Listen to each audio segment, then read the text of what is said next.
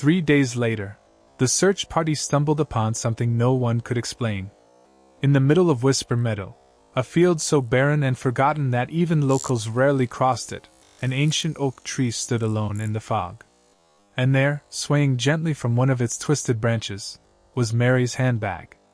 It was clean, untouched by the rain that had lashed the village for days. As though someone had placed it there, carefully, deliberately. Inside was her gold wedding ring. The same ring her husband Robert had slipped onto her finger just 6 months earlier, on their wedding day. Now, it sat alone at the bottom of her bag, glinting in the gray light like a cruel joke. No footprints in the mud. No torn fabric caught in the bark. No sign of struggle at all. Just this staged, almost theatrical display, left behind by someone who wanted it to be found, and wanted the message to be clear. This wasn't a disappearance. This was a warning. What if the man sworn to uphold the law was the one pulling the strings in the shadows? In the misty chill of a February evening in 1979, 27-year-old Mary Lane stepped out for her routine walk to the post office in the sleepy English village of Eldridge Hollow, a place where secrets festered like rot beneath thatched roofs. She never returned. This wasn't just a disappearance. It was a meticulously orchestrated erasure, one buried by the very institutions meant to seek justice. Mary Lane was no ordinary villager. A bright-eyed newlywed, she married her childhood sweetheart, Robert, just 6 months earlier. She loved gardening, community teas, and wore her pale blue coat, a wedding gift, on the night she vanished. Her handbag held only a simple letter and her gold wedding ring. She never came back. 3 days later, her bag was discovered dangling from a gnarled oak in Whisper Meadow. Clean. Untouched by rain. Inside, her wedding ring glinting like a cruel taunt. No footprints. No fibers. Just a perfect stage display. The village wanted answers. But one name kept returning in whispers: Thomas Harrow.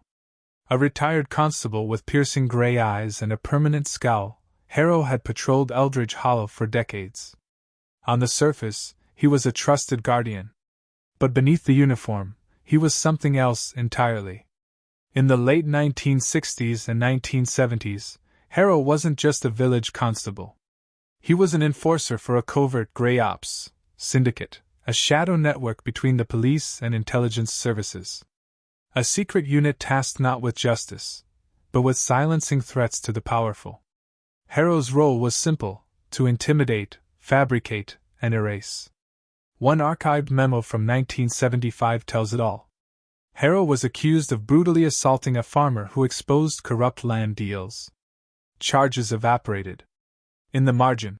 Operationally necessary. Translation: Harrow was too valuable to punish.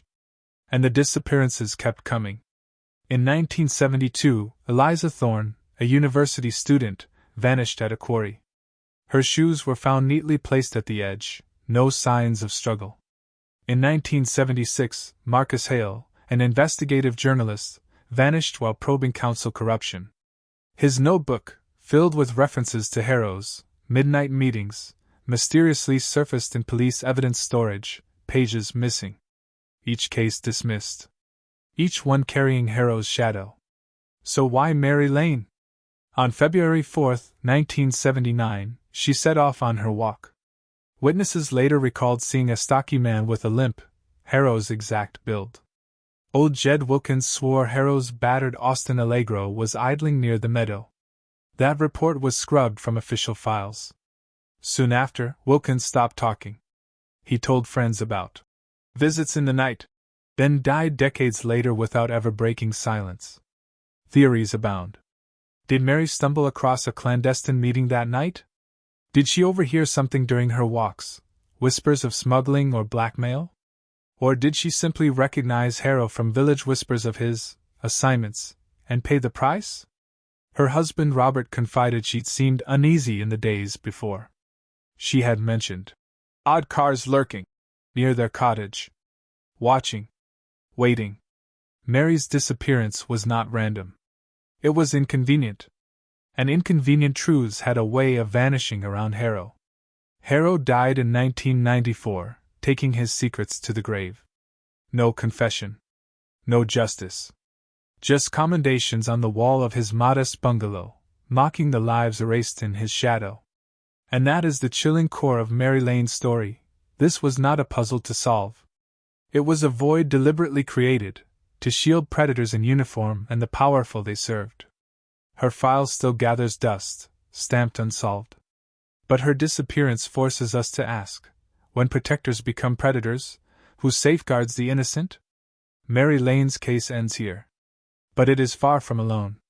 Across England, across the world, there are countless others, disappearances, silenced witnesses, erased investigations. On this channel, we shine a light on the stories they want you to forget. Subscribe, and join us as we drag these hidden crimes out of the shadows. Because some truths demand to be heard.